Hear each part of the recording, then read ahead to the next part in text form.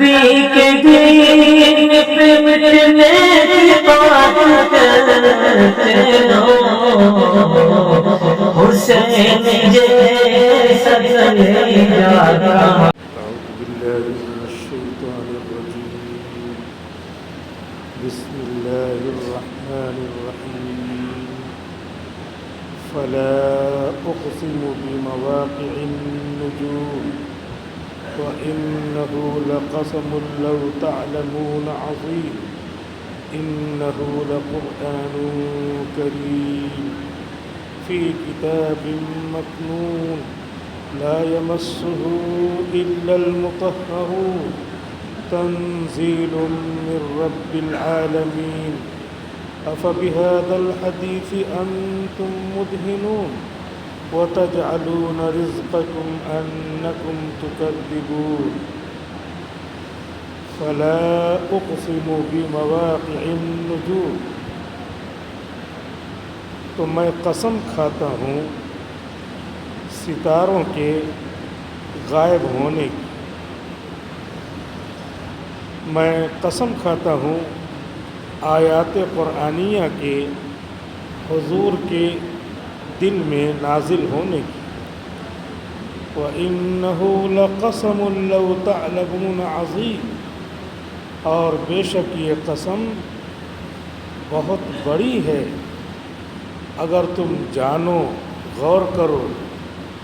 إِنَّهُ لَقُرْآنٌ كَرِيمٌ، بے شک یہ معزز قرآن ہے، فی کتاب مکنون، یہ موجود ہے چھپی ہوئے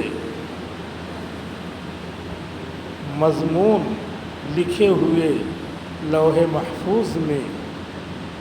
لا یمسہ الا المطہرون، اسے نہیں ہاتھ لگاتے مگر پاکیزہ فرشتے۔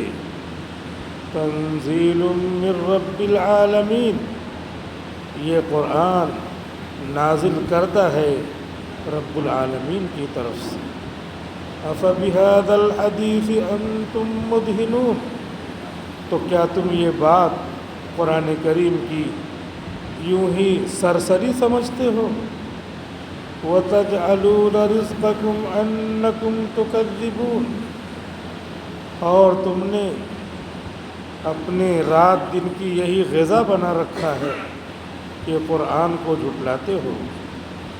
فَلَوْلَا إِذَا بَلَغَتِ الْحُلْقُومَ، تو اگر بڑے طاقتور ہو تو جب جان حلق تک پہنچتی ہے، وَأَنْتُمْ حِينَئِذٍ تَنْظُرُونَ، اور اس وقت تم سب مریض کو گھیرے دیکھ رہے ہوتے ہو۔ وَنَحْنُ أَقْرَبُ إِلَيْهِ مِنْكُمْ وَلَكِنْ لَا تُبْصِرُونَ، اور میں مریض کے قریب ہوتا ہوں تم سے کہیں زیادہ۔ وَلَكِنْ لَا تُبْصِرُونَ، لیکن تم مجھے نہیں دیکھتے۔ فَلَوْلَا إِن كُنتُمْ غَيْرَ مَدِينِينَ تَرْجِعُونَهَا إِن كُنتُمْ صَادِقِينَ، تو تمہیں اگر بدلہ نہیں دیا جائے گا، اگر مر کر اللہ کے پاس نہیں جانا ہے تو یہ روح کیوں نہیں لوٹا لیتے اگر تم سچے ہو۔ فَأَمَّا إِن كَانَ مِنَ الْمُقَرَّبِينَ، تو روح بدن سے نکل کر چلی جاتی ہے، تو بہرحال اگر روح مقرب لوگوں میں سے ہے، فَرَوْحٌ وَرَيْحَانٌ، تو اس کے لیے راحت ہی راحت ہے اور عمدہ عمدہ غذائیں ہیں۔ وَجَنَّاتُ نَعِيمٍ، اور آسائش کے باغ ہیں۔ وَأَمَّا إِن كَانَ مِنْ أَصْحَابِ الْيَمِينِ، اور اگر وہ روح داہنے ہاتھ والوں میں سے ہے، فَسَلَامٌ لَكَ مِنْ أَصْحَابِ الْيَمِينِ، تو سلام ہی سلام ہے اصحاب الیمین پر۔ وَأَمَّا إِن كَانَ مِنَ الْمُكَذِّبِينَ الضَّالِّينَ، اور بہرحال اگر وہ روح جھٹلانے والوں میں سے ہے، گمراہ لوگوں میں سے ہے فنزل من حمیم، تو اس کے لیے کھولتے ہوئے پانی سے مہمانی کی جائے گی، وتصلیۃ جحیم، اور جہنم میں داخل ہونا پڑے گا۔ ان ھذا لہو حق الیقین، یہ بات بالکل حق ہے، یقینی ہے، چاہے تمہیں سمجھ میں آئے یا نہ آئے۔ فسبح باسم ربک العظیم، لہذا اپنے عظیم الشان پروردگار کے نام کی تسبیح پڑھتے رہیے۔ یہ سورہ واقعہ کا آخری رکوع ہے۔ یہاں پر سورہ واقعہ 27ویں پارے کی مکمل ہو رہی ہے۔ اس میں پہلی آیت میں اللہ رب العزت قسم کھا کر فرماتے ہیں کہ قرآن کی جو آیتیں اترتی ہیں اس کے اترنے کی اور اس کے جگہ کی میں قسم کھاتا ہوں۔ اللہ تعالیٰ قرآن کی آیت کی اور وہ دلوں میں اترتی ہے، علی قلبک، نبی کے دل پر وہ آیتیں اترتی ہیں، اس کی قسم کھاتے ہیں اللہ تعالیٰ۔ اور جس چیز کی قسم کھائی جاتی ہے وہ بہت ہی بڑی ہوتی ہے۔ ہماری نظر میں جس چیز کی ہم قسم کھائیں وہ بڑی بات ہوتی ہے۔ لوگ کہتے ہیں ماں کی قسم، لوگ کہتے ہیں تمہارے بال کی قسم، اس طرح قسم کھاتے ہیں تو ہم اسے بڑی سمجھتے ہیں۔ شریعت کہتی ہے کہ کوئی بڑا نہیں ہے، تم سمجھتے ہو بڑا، اور اسی لیے بڑے کو جان کر کے قسم کھاتے ہو، لیکن تمہارے لیے کوئی بڑا نہیں ہے، تمہارے لیے سب سے بڑا اللہ ہے، لہذا صرف اللہ کی قسم کھائی جائے گی، کسی اور چیز کی قسم کھانا جائز نہیں ہے۔ لیکن اللہ تعالیٰ یہ بتاتے ہیں کہ بڑی ہی چیز کی قسم کھائی جاتی ہے، ایسا لوگوں کے دلوں میں بیٹھا ہوا ہے، تو اللہ نے اس میں حکم بتایا۔ ہم نے کل ہی بتایا تھا آپ کو کہ زندگی اسلام کے مطابق گزارنے کا مطلب کیا ہے، رخ بدل دو۔ اب بڑا ہم کس کو سمجھتے ہیں؟ اپنے اپنے حساب سے، کوئی کسی کو بڑا سمجھتا ہے، کوئی کسی کو بڑا سمجھتا ہے، کوئی کسی کو بڑا سمجھتا ہے۔ اسی وجہ سے ہمارے ملک میں برادران وطن کے جو ہے لاکھوں معبود ہیں، کوئی کسی کو بڑا سمجھ لیا، کوئی کسی کو بڑا سمجھ لیا، اور یہ جملہ چلا ہوا ہے جتنے کنکر اتنے شنکر، تو اس لیے کوئی کسی کو بڑا سمجھ رہا ہے، کوئی کسی کو بڑا سمجھ رہا ہے، تو بڑا سمجھنے کے اعتبار سے اس کو خدا بھی بنا لیا، اس کی قسم بھی کھا لیا۔ ماں باپ کو ہم بھی بڑا سمجھتے ہیں، لیکن بڑا اتنا نہیں کہ ان کی قسم کھائی جائے، ماں کی قسم، باپ کی قسم، ماں باپ کی قسم، تیرے بالوں کی قسم، محبوب کی قسم، یہ سب جو قسمیں کھاتے ہیں شریعت میں منع کر دیا گیا۔ اللہ کے علاوہ کسی کی قسم جائز نہیں ہے، لیکن اللہ نے اپنا حکم بندوں کو دیا ہے کہ بندے تم میری قسم کھانا صرف۔ اب ہم اللہ کو نہیں حکم دے سکتے کہ آپ بھی اپنی ہی قسم کھائیے۔ جیسے یہ دماغ میں فوراً آیا کہ اللہ تعالیٰ والتین والزیتون وطور سینین، انجیر کی قسم، زیتون کی قسم، طور سینین کی قسم، یہ اللہ تعالیٰ غیر اللہ کی کیوں قسم کھاتے ہیں؟ تو اللہ تعالیٰ کسی کے پابند نہیں ہیں، صرف ہمارے لیے قسم کھایا ہے کہ دیکھو یہ تین، زیتون، انجیر، یہ بہت اہم مقدس چیزیں ہیں، صحت کے اعتبار سے بھی، مقدس جگہ اگنے کے اعتبار سے بھی۔ طور پہاڑ پر ہم نے جو ہے ایک نبی کو بلایا، اس اعتبار سے وہ کیا ہے، مقدس ہے، بڑا ہے۔ لیکن جب بات آئی قسم کھانے کی، میں کھا سکتا ہوں، تم نہیں کھا سکتے، اور ایسا بہت ہوتا ہے۔ یہ تو حاکم محکوم کی بات ہے، اللہ سب سے بڑے ہیں، بڑے کے لیے بہت ساری چیزوں کی اجازت ہوتی ہے، اس کے پروٹوکول ہوتے ہیں، اس کے الگ الگ تب کیا ہے، قواعد ہیں، ضوابط ہیں، اس دنیا میں ضوابط ہیں۔ جو بڑا ہے نہیں، بظاہر بڑا سمجھا جاتا ہے، اس کے طریقے ہوتے ہیں، ایسے داخل ہونا، ایسے ہاتھ بنانا، اس طرح کھڑے ہونا، یہاں پہ کھڑا ہوا جائے گا، یہاں پہ ہاتھ نہیں باندھا جائے گا، یہاں پہ ہاتھ باندھا جائے گا، سینکڑوں قسم کے پروٹوکول ہیں ہر جگہ کے، جس پروٹوکول کو فالو کیا جاتا ہے، اس کو فالو نہیں کرے تو اس کو بیوقوف سمجھتے ہیں۔ جیسے جو ہے اب ایک جگہ فوٹو دکھایا ہوا ہے کہ ہمارے ملک کے بڑے ہیں اور ایک جگہ گئے ہیں تو اسے پیر اٹھا کر کے کھڑے، تو فوراً فوٹو نکال کر کے بھیج دیا. بتاؤ، یہ پروٹوکول کے خلاف ہے. تو پروٹوکول کے خلاف ہے، پروٹوکول توڑ دیا تو اب ہر جگہ کیا ہو رہا ہے؟ ہر جگہ اس کی رسوائی ہو رہی ہے. تو پروٹوکول جب توڑیں گے تو رسوائی ہوگی. ایسے ہماری شریعت کے پروٹوکول ہیں، اس کو توڑیں گے تو رسوائی ہوگی. تو شریعت جس نے دیا ہے وہاں رسوائی ہوگی. مثال کے طور پر مسجد کا پروٹوکول کیا ہے؟ داہنا پاؤں داخل کر کے آئی. ہم نے آپ کو بتایا تھا کہ کبھی کبھی پکڑ ہو جاتی ہے، بڑے لوگ ہوتے ہیں تو ان کی پکڑ ہو جاتی ہے. جیسے اپنا بچہ ہے، سلام کر کے گھر نہیں آ رہا، کیسے چلے جاتے ہو؟ کتنا سکھایا تم لوگوں کو؟ اس کو ڈانٹ رہے ہیں. اور کوئی مہمان آئے، کوئی یا ویسے آ کے بیٹھ گئے، اس کو نہیں بولتے، لحاظ کرتے، بھائی مہمان ہے، اس سے کیا تعلق؟ جس سے تعلق ہوتا ہے اس کی ڈانٹ پڑ جاتی ہے. مقربہ را بیش بود حیرانی. تو ہم نے آپ کو تفسیری میں سنایا تھا کہ حضرت سفیان ثوری رحمۃ اللہ علیہ مسجد میں آ رہے تھے، انسان ہیں، بھول گئے، بایاں پیر داخل کر دیا تو فوراً غیب سے آواز آئی، اے بیل کہاں جا رہا ہے؟ اتنا نہیں تمیز ہے، میرے گھر میں آ رہا ہے. ہر اچھا کام کرنے کے لیے داہنا ہم نے بنایا ہے.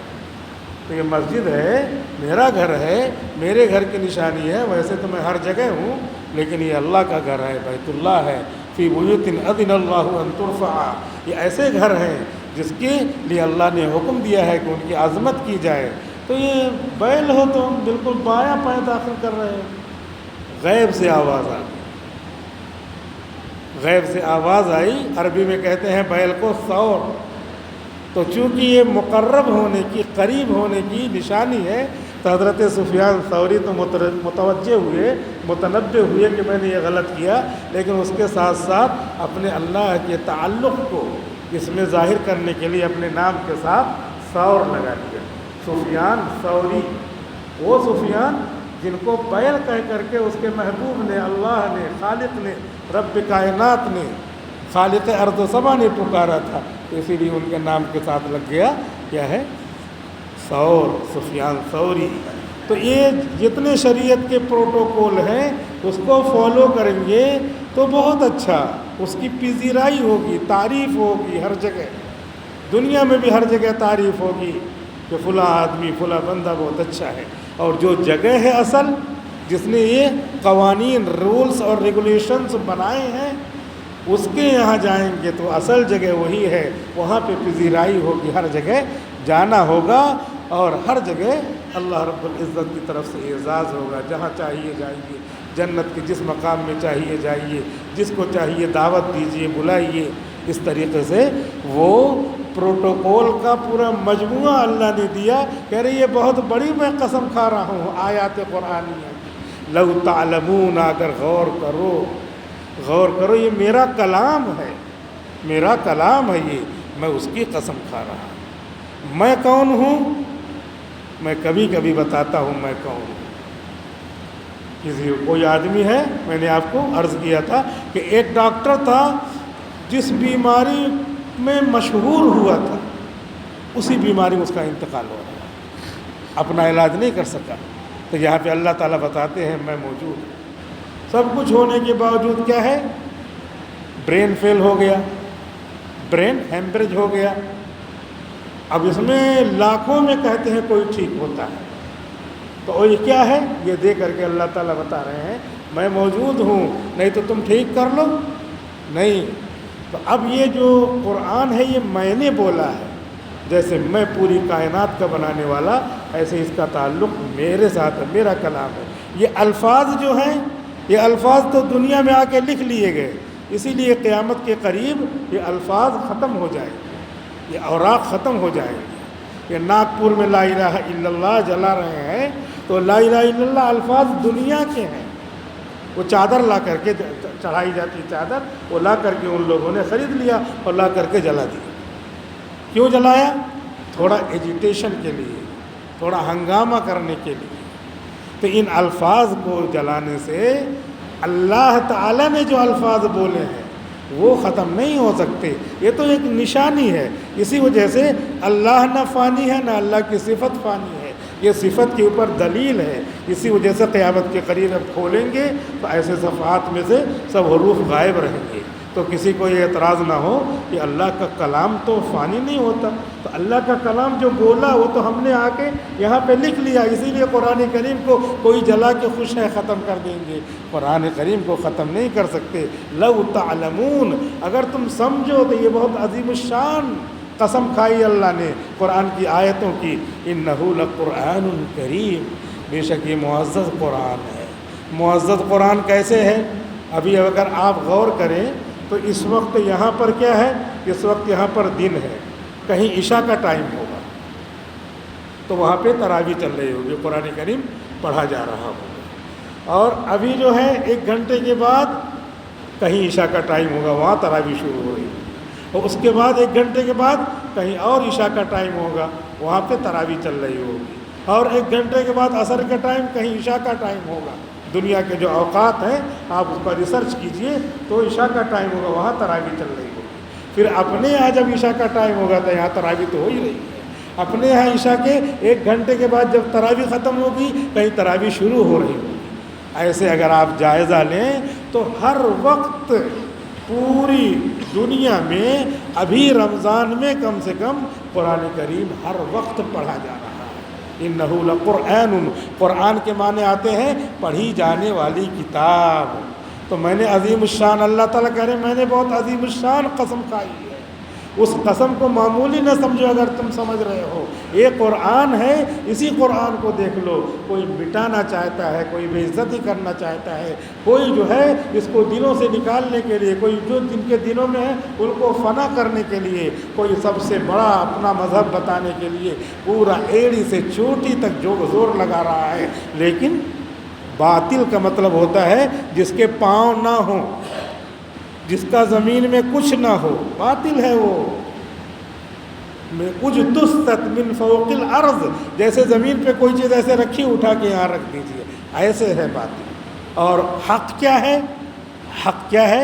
فرعها فی السماء اصلها ثابت، جس کی جڑیں اندر ہیں. قرآن کی جڑیں اندر ہیں، جس کے لیے ناروے میں بھی 6 مہینے کی رات 6 مہینے کا دن ہوتا ہے. وہاں بھی شریعت کا حکم نافذ ہے کہ 6 مہینے کی رات میں 5 وقت کی نمازیں پڑھیں گے. 6 مہینے کا دن ہے تو 5 وقت کی نمازیں پڑھیں گے. آخر سب حکم کہاں کہاں جا رہا ہے؟ ہمارا ہر حکم ان الصلاۃ کانت علی المؤمنین کتابا موقوتا، بے شک نماز مسلمانوں پر وقت وقت سے فرض ہے. کہاں فرض ہے؟ زمین آسمان کے بیچ میں ہو تب بھی فرض ہے، جہاز میں بھی فرض ہے، کشتی میں ہو تب بھی فرض ہے، یہاں پہ زمین پہ ہے تو فرض ہے ہی، ہر جگہ فرض ہے، کہیں بھی جاؤ تو فرض ہے. ایسی ایک آیت دے دی کہ اس سے ہر جگہ کے لیے مسئلہ نکل رہا ہے. ہاں جگہ جگہ کے لیے منع کر دیا، روڈ پہ مت پڑھو، راستے میں مت پڑھو. اور جو جیسے بول و براز کرنے کے لیے منع کر دیا گیا ہے کہ اگر تم پیشاب پیخانہ کرو گے راستے میں تو آنے جانے والوں کو تکلیف ہوگی، ایسے ہی عبادت کرو گے تو آنے جانے والوں کو تکلیف ہوگی. یہ سب چیزیں منع ہیں. لیکن یہ بھی ہے کہ نماز ایک وقت کے لیے بھی ہم قضا نہیں کر سکتے، اسے وقت وقت سے فرض ہے. ان الصلاۃ کانت علی المؤمنین کتابا موقوتا، لکھی ہوئی ہے وقت وقت سے. اسی لیے کتابوں میں لکھا ہے، اسی کی تفسیر میں جس قرآن کی قسم کھایا اللہ نے، اس قرآن کے ایک حکم کے بارے میں لکھا ہے کہ نماز جب بالغ ہو گیا آدمی تو اسے پڑھنا ہی پڑھنا ہے. اگر اس کے پاس کپڑے نہیں ہیں، فقہائے کرام لکھتے ہیں ننگا ہے، ننگا. حالانکہ کپڑا پہن کر سطر کا قاعدہ ہے، شرط ہے، جو نماز سے خارج چیز ہوتی ہے اس کو شرط کہتے ہیں، شرط نماز ہے.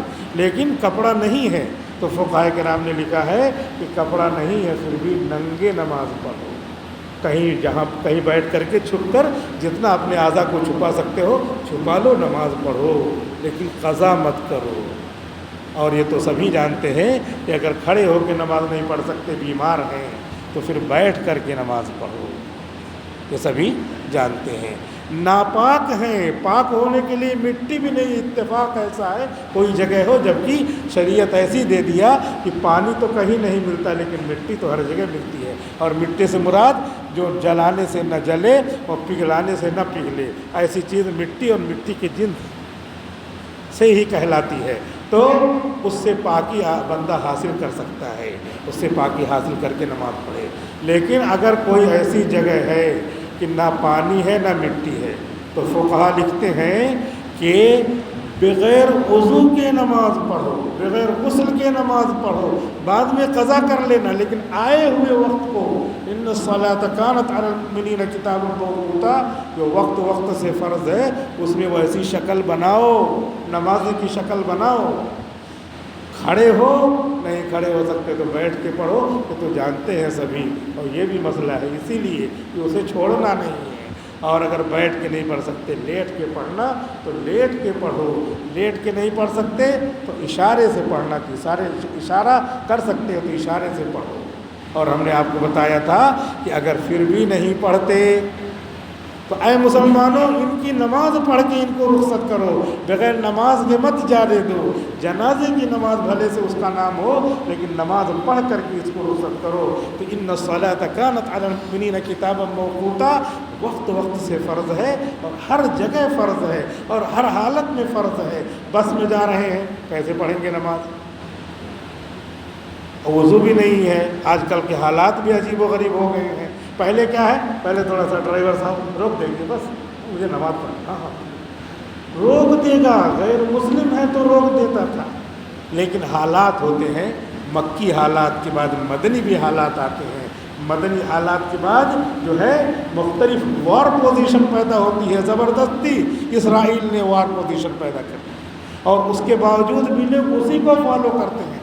دماغ جب سڑ جاتا ہے تو سڑی ہوئی چیز ہی آتی ہے، اس کو صرف ایک بات کہتے ہیں کہ 7 اکتوبر کو حملہ کیوں کیا، اور اس سے پہلے کتنے 7 اکتوبر کو 7-8 9,000 مسلمانوں کو ذبح کرتے تھے 70 سال سے، وہاں نہیں جاتے، 7 کو کیوں شروع کیا، اور 7 سے پہلے کتنا شروع کر چکے ہو، زمین ہماری۔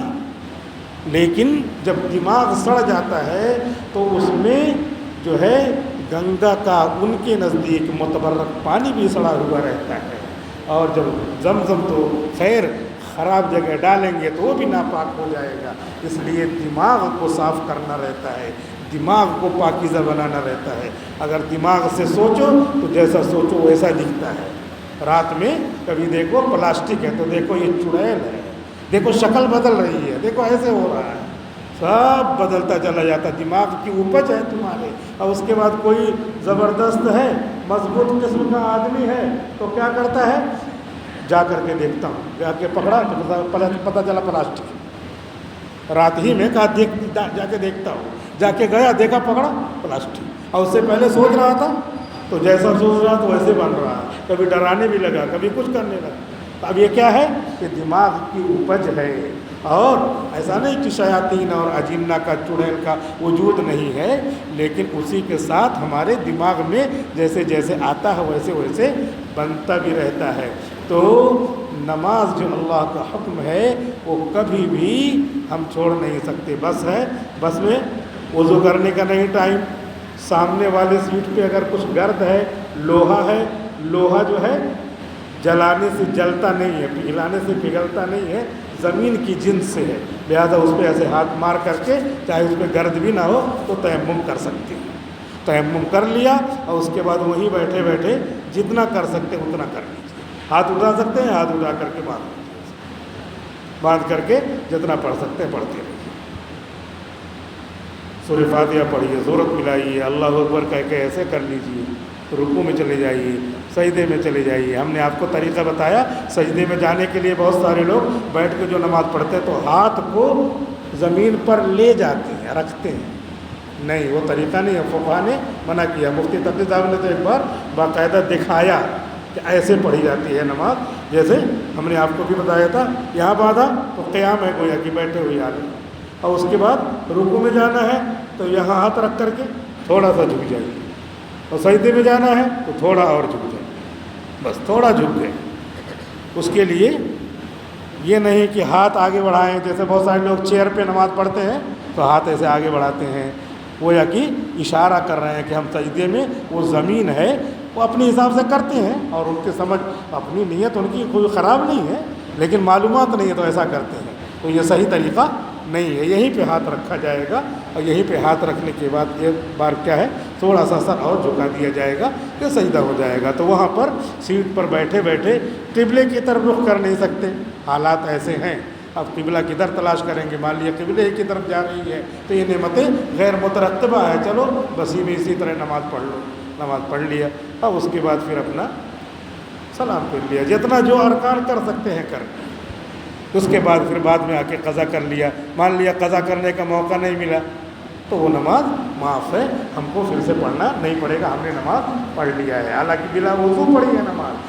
فقہا یہی کہیں گے کہ بلا وضو نماز نہیں ہوتی، لیکن وہی فقہا یہ بھی کہہ رہے ہیں کہ پڑھ لو، وقت کو وقت کے بعد ہم ناغہ نہیں کر سکتے، ہمارے ذہن سے امپورٹنس اصل میں نکل چکی ہے، تھوڑی تھوڑی وجہ سے ہم نمازیں ادھر سے ادھر کر دیتے ہیں، اس وجہ سے ہم کو یہ معلوم نہیں ہے، بہت خراب لگ رہا کہ کیسے بلا وضو، کیسے جو ہے ناپاکی کی حالت میں، ایسا ہم کو لگتا ہے۔ جیسے تیمم ہے، ایک آدمی کو نہانے کی ضرورت ہے، وضو کی ضرورت ہے، تیمم کر لیا، سب کرتے ہیں، لیکن نہانے کی ضرورت ہے اور پانی نہیں ہے تو تیمم اس کے لیے بھی وہی ہے، تیمم ہاتھ مارو اور اس کے بعد منہ پہ پھیرو، ہاتھ مارو اس کے بعد دونوں ہاتھوں پر پورا پھیر لو، ہو گیا، نہا لیا ہم نے گویا کہ۔ لیکن اب دل تو نہیں مانتا، ناپاک۔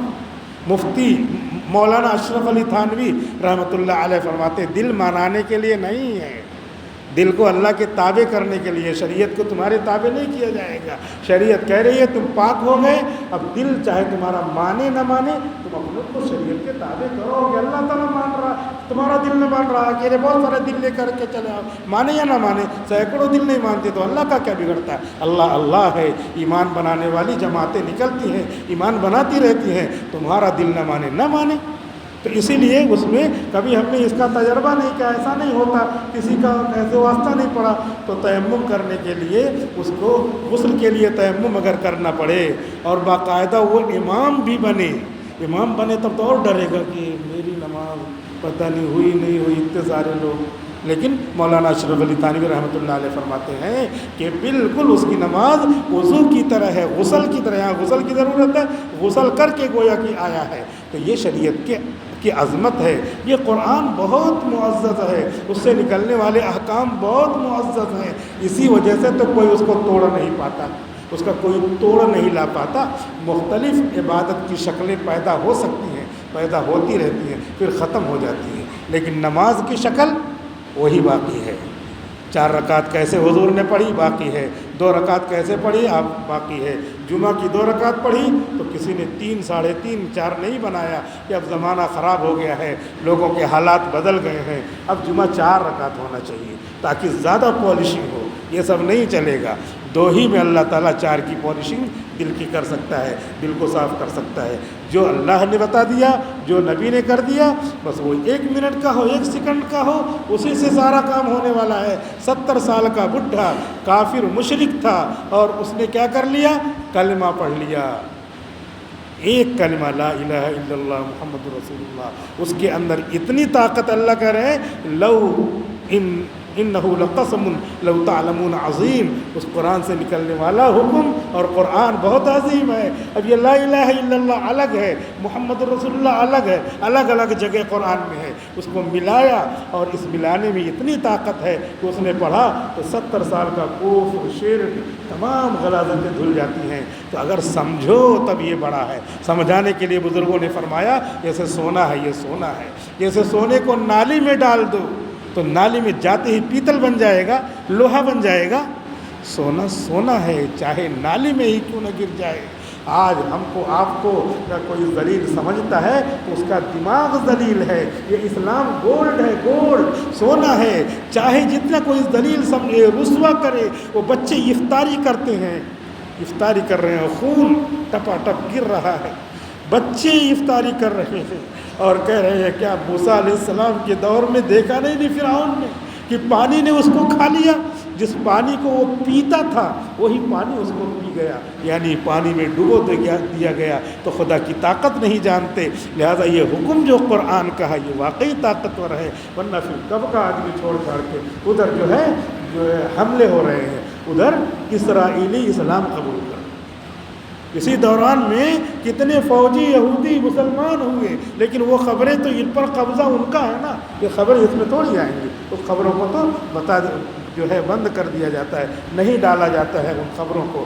آپ جو ہے بہت ساری چیزیں اس طرح کی آپ پوچھیے، جو موبائل سینٹر ہے، گوگل وغیرہ ہے، جو سورسز ہیں ان سے پوچھیے تو وہ بتاتے نہیں ہیں، اس پہ جو ہے کنارہ کشی کر جاتے ہیں، کیونکہ اصل ہینڈلنگ کیا ہے ان کی ہے، اسی وجہ سے وہ ان چیزوں کو چھپا جاتے ہیں. بہرحال عین جنگ کے موقع پر دیکھ رہے ہیں، کرشمہ دیکھ رہے ہیں تو اسلام قبول کر رہے ہیں. تو اسی وجہ سے اس کے اندر طاقت ہے، تب تو ان کی زندگی بدل رہی ہے. اللہ تعالیٰ کہہ رہے ہیں انہ لقرآن کریم، یہ پڑھا جانے والا قرآن معزز ہے، ہر وقت پڑھا جاتا ہے. ایسے ہی تراویح میں گویا کہ پوری دنیا میں یہ پڑھا جا رہا ہے. تم ایک لفظ، ایک کاغذ، ایک چادر جلا کر کے لا الہ الا اللہ جلا کر کے خوش ہو، اس کے جلانے سے کچھ نہیں ہوتا، تم خود کو جلا رہے ہو. قرآن ہمارا اکیلے نہیں ہے. یا ایھا الناس، اے لوگو، سب کا قرآن ہے. جیسے ہم نے مثال سے کہا تھا 10ویں کی کتاب، 10ویں میں جس نے ایڈمیشن لیا ہے اس کے لیے ہے، لیکن 6ٹھی میں جو ہے اس کے لیے بھی ہے. 6ٹھی میں جو پڑھ رہا ہے اس کو کہیں گے یہ تمہارے لیے ہے، یہ تمہارے لیے، لیکن 7ویں پاس کر کے آؤ، 8ویں 9ویں 10ویں، تب یہ سلیبس ملے گا. اور یہ بھی کہا جا سکتا ہے ارے 10ویں کی کتاب لے کے بیٹھا ہے، ابھی 6ٹھی پڑھ، 7ویں پڑھ، 8ویں پڑھ، یہاں پہنچے گا. تو ایسے ہی قرآن ہے، پہلے تم کلمہ پڑھو، کلمہ پڑھ کے ایڈمیشن لو، ایڈمیشن لینے کے بعد یہ کتاب تمہاری ہے، اور ابھی بھی تمہاری ہے، اسی اسٹیپ میں ہو جیسے 6ٹھی میں ہو.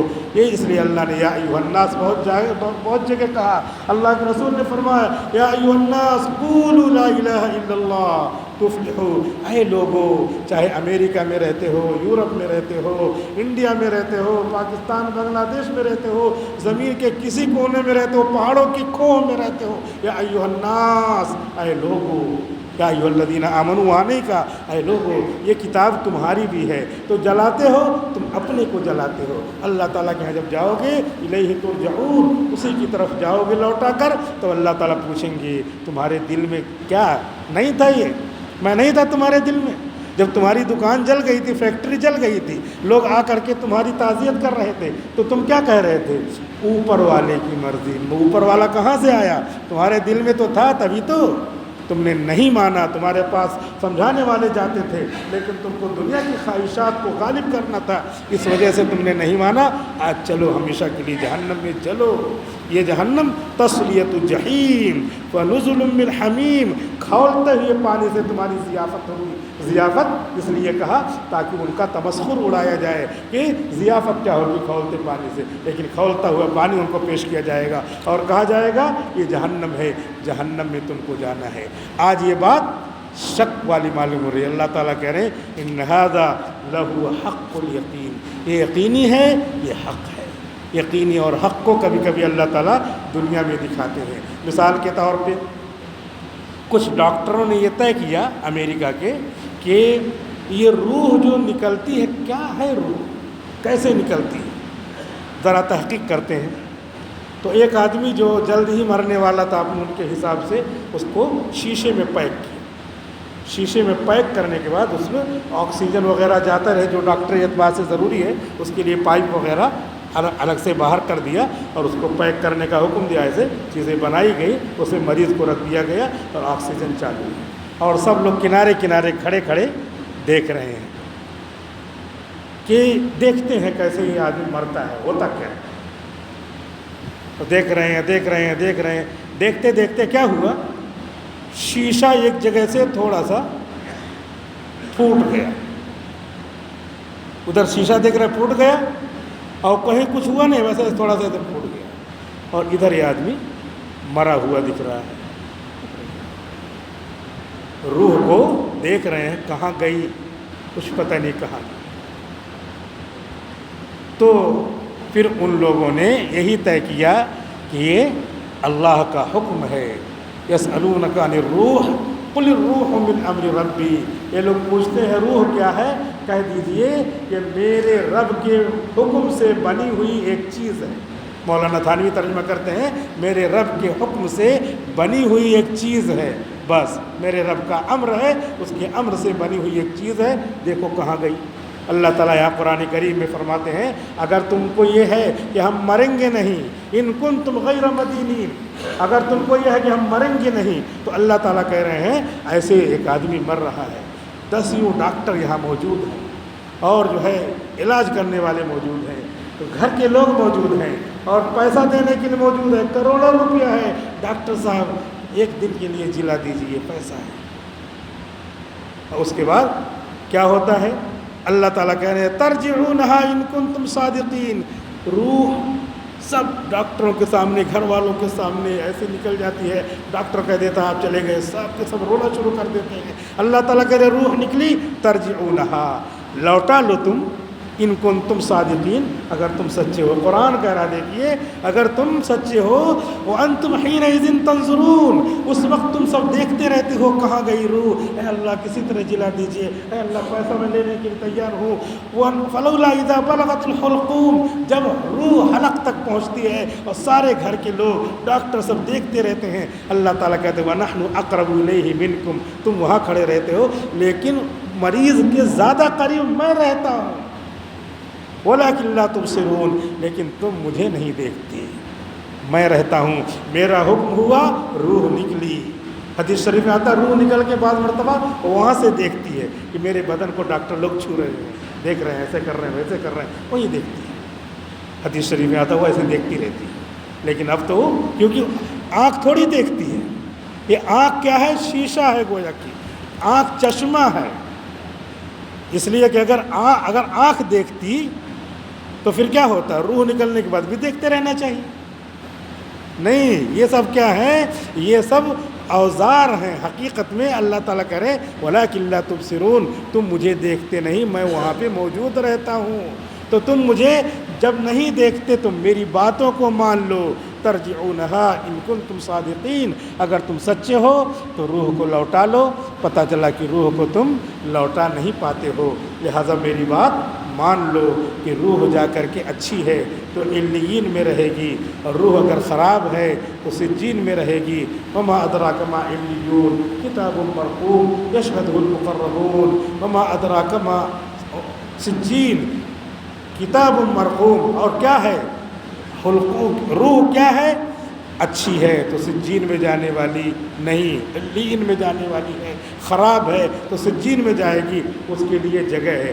اسی کا نام کیا ہے؟ عالم ارواح، روحوں کی جگہ، کہتے ہیں نا عالم ارواح، تو عالم ارواح کا مطلب روح کے رہنے کی جگہ۔ یہ روح آئی ہے بدن میں تو جہاں سے آئی ہے، جہاں رہتی تھی وہ عالم ہے، دنیا ہے، جیسے عالم انسان، عالم جنات، عالم ارواح، تو روح جہاں رہتی تھی وہاں سے اٹھا کے اللہ نے بدن میں ڈال دیا۔ 120 دن ہو جاتا ہے تو انسان کے بدن میں بچے کے اس میں روح ڈال دی جاتی ہے۔ اسی وجہ سے اگر کوئی انسان جو ہے استقرار حمل کے بعد 120 دن کے بعد اگر وہ بچے کو گراتا ہے تو گویا کہ قتل کرتا ہے، بالکل جیسے دنیا میں قتل کرے ویسے کرتا ہے۔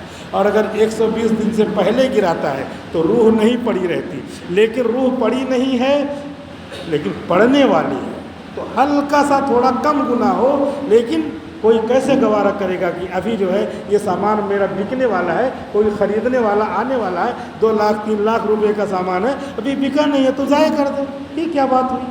تو ایسے ہی اور آج کل کی سائنس نے، موبائل نے تو سب دکھا دیا ہے۔ جو اسقاط حمل ہوتا ہے وہ اسقاط حمل اس طرح ہوتا ہے کہ باقاعدہ اوزار ڈال کر کے جو ہے ڈاکٹر، یعنی آپ دیکھیں گے تو ہم کوئی بھی توبہ کر لے گا، اس طرح ہوتا ہے۔ وہ اوزار کے ذریعے کیا کرتے ہیں؟ وہ اندر بچہ ہے، اوزار کے ذریعے اس کے ہاتھ کو کاٹیں گے، یہاں سے کاٹیں گے، یہاں سے کاٹیں گے، گلا کاٹیں گے، پیر کاٹیں گے، ایسے کاٹ کے چھوٹا چھوٹا کر دیتے ہیں، اندر سب ایسے کر کے پورا چھوٹا چھوٹا کر دیا۔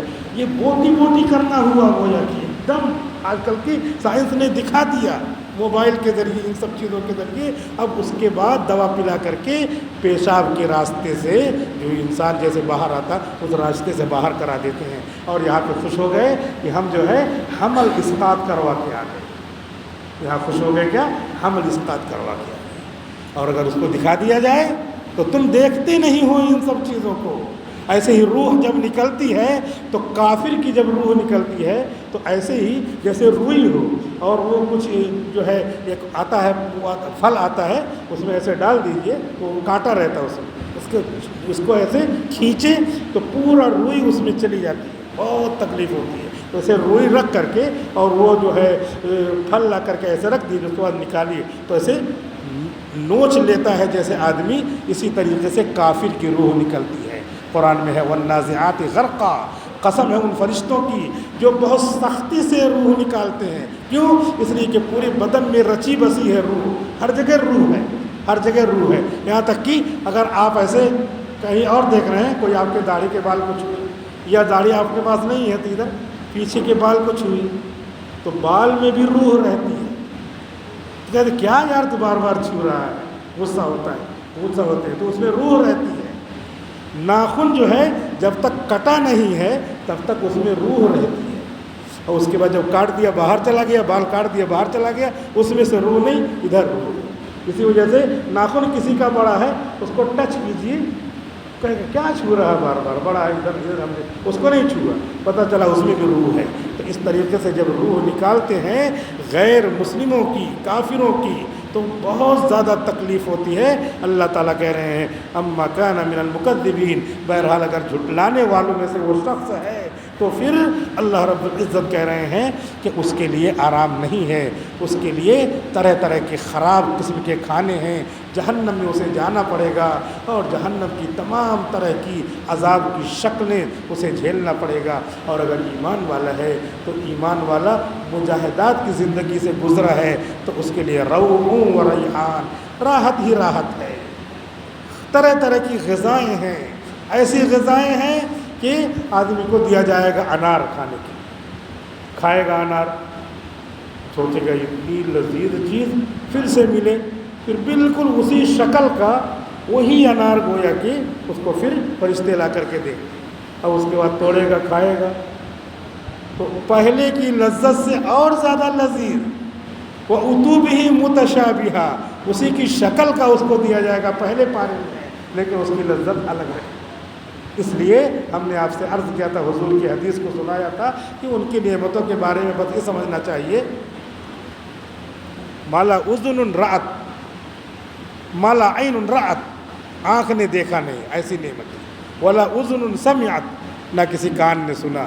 جب کان نے سنا نہیں، ہم نے نہیں سنا، آپ نے نہیں سنا، تو ہم زبان سے کیسے بیان کر سکتے ہیں؟ اسی لیے اتنی حدیث اللہ کے رسول نے فرما دی، جنت کی نعمتیں ایسی ہیں کہ کسی آنکھ نے دیکھا نہیں، ولا عین رأت ولا اذن سمعت، اور نہ کسی کان نے سنا، ولا خطر علی قلب بشر، اور نہ کسی انسان کے دل پر اس کا خیال گزرا۔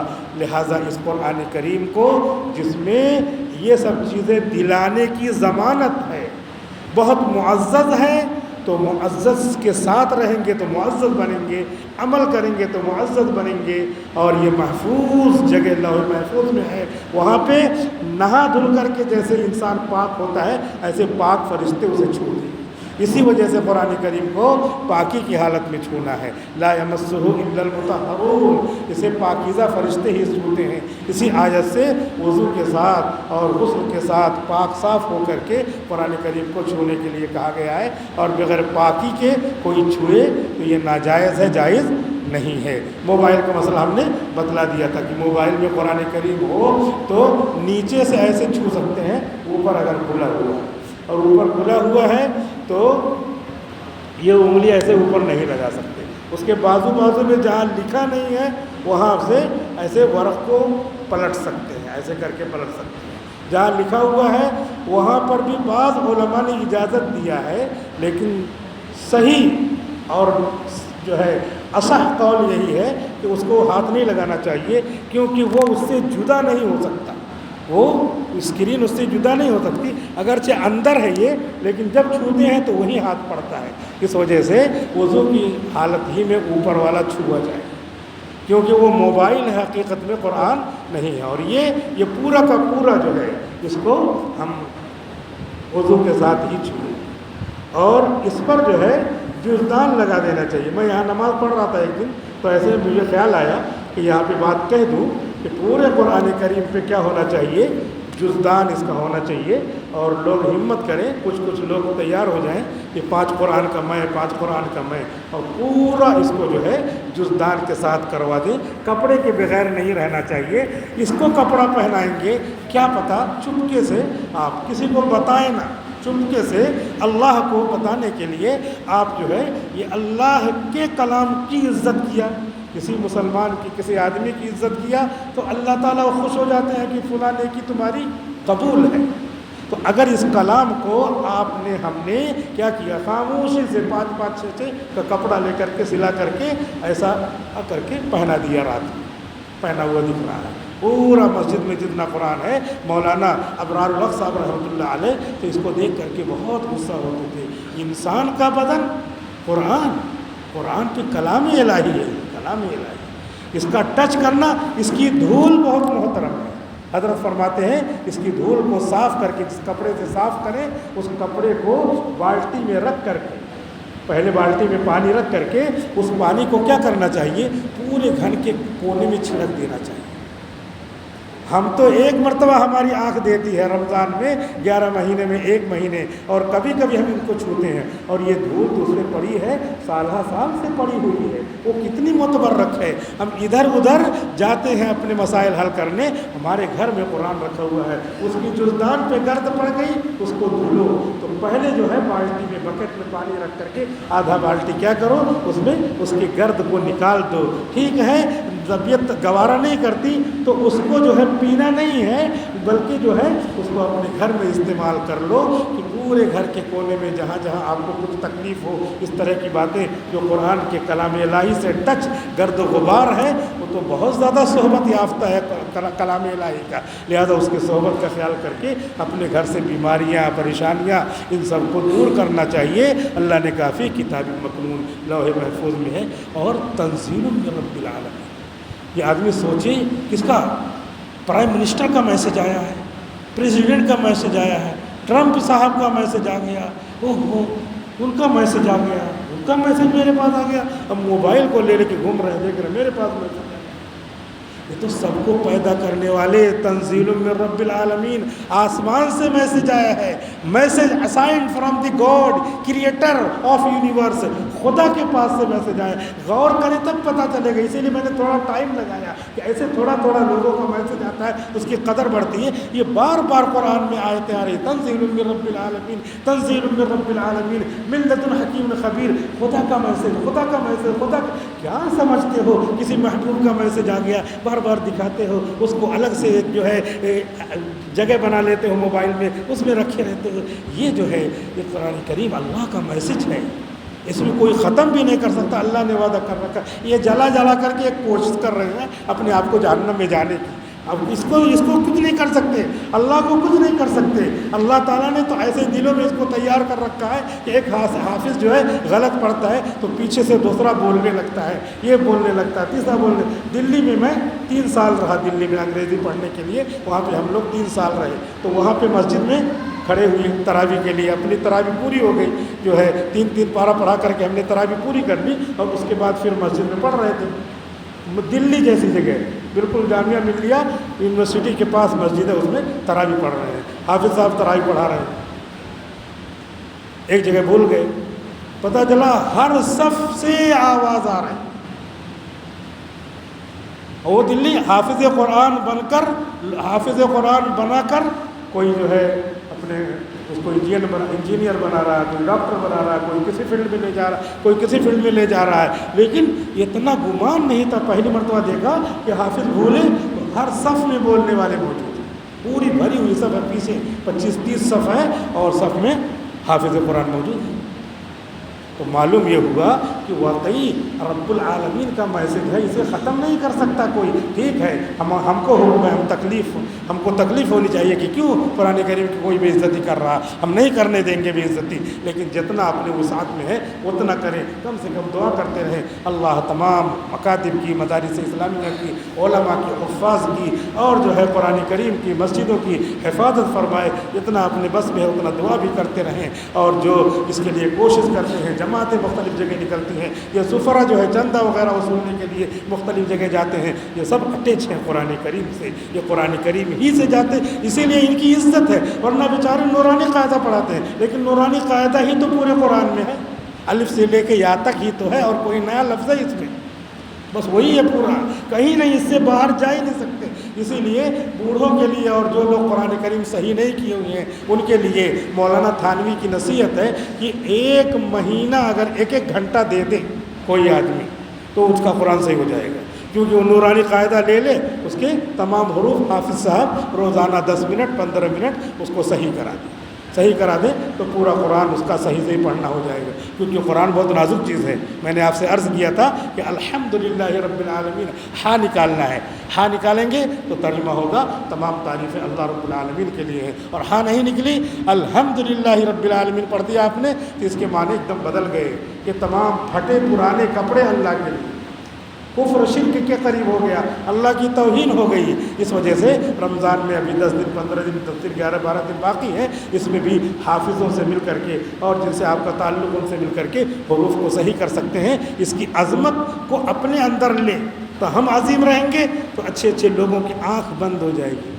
آنکھ بند ہو جائے, کیسے بند ہو جائے گی؟ قاری صدیق صاحب کا واقعہ یاد آ گیا. قاری صدیق صاحب رحمۃ اللہ علیہ مدرسے کے لیے چندہ کر کے جا رہے تھے. جس گاؤں میں قاری صدیق صاحب ہتھورا باندہ ضلع اور ہتھورا گاؤں ہے, وہاں کے رہنے والے تھے. جامعہ عقل کنواں کے بنیاد رکھنے والے وہی ہیں, مولانا کو وہی مشورہ دینے والے ہیں کہ اپنے گاؤں میں آپ یہاں پر جو ہے عقل کنواں اس علاقے میں آپ جو ہے یہ خدمت کیجیے. بہرحال قاری صدیق صاحب چندہ وصول کر کے لے جا رہے تھے جھولے, اور وہ پورا جو ہے باندہ سے لے کر کے ہتھورا تک جو راستہ ہے 10-15 کلومیٹر, جیسے یہاں موڑ سے ادھر آتے ہیں تو جو ہے ایسے سنسان تھا وہ علاقہ. وہاں پہ اپنا اس وقت جو ہے سواری واری بھی نہیں چل رہی تھی, جیسے اس سے پہلے 10-12 سال پہلے یہاں بھی زیادہ سواری واری نہیں تھی. تو ہم بھی ماسٹر خلیل سیٹھ کے ساتھ کتنی مرتبہ وہاں سے پیدل آئے, وہاں اتار دیا بس والے نے, اور اس کے بعد اسی موڑ سے پیدل آئے. تب تو اپنا اور تھوڑا طاقت بھی تھی, ان کے اندر بھی طاقت تھی, پیدل چلے آئے. اور کوئی بیچارہ آپ کے یہاں کا کوئی ملا تو وہ بغیر بیٹھائے نہیں چھوڑتا تھا, بیٹھا کے لاتا تھا. لیکن ابھی ٹائم ہے, اور جو ہے کیا کہتے ہیں گرمیوں کے موسم میں عصر کے بعد زیادہ ٹائم رہتا ہے, تو عصر کے بعد ہی نکل لیے تو وہاں اترے تو ٹائم ہے, تو چلو پیدل چلتے ہیں. تو اس طرح وہی حضرت قاری صاحب اپنے باندہ سے ٹرین سے اترے اور پیدل روانہ ہو گئے مدرسے کے لیے. رات تھی, 1-2 بج رہا تھا. اب جو ہے ڈاکو نے ان کو گھیر لیا, کہا کہ جتنا پیسہ نکال دو. کہا میرا پیسہ نہیں ہے. کہا نہیں ہے تو یہ جھولے پیسہ. کہا میرا نہیں ہے, یہ تو مدرسے کا پیسہ, میرا نہیں ہے. کہا رکھ دو. اگر خیر چاہو تو رکھوا لیا. کہا ٹھیک ہے, میرا تھوڑی ہے, دے دیا. اور قاری صاحب چلے. قاری صاحب 4-5 ڈاکو تھے, یہ لے کر کے چلے. اب لے کر کے چلے تو آگے دکھ ہی نہیں رہا, آگے ان کو دکھائی ہی نہیں دے رہا. بڑے پریشان. اور قاری صاحب تو اپنا سیدھے چلے جا رہے ہیں. اب وہ بہت پریشان ہے. قاری صاحب نے مدرسے میں آ گئے.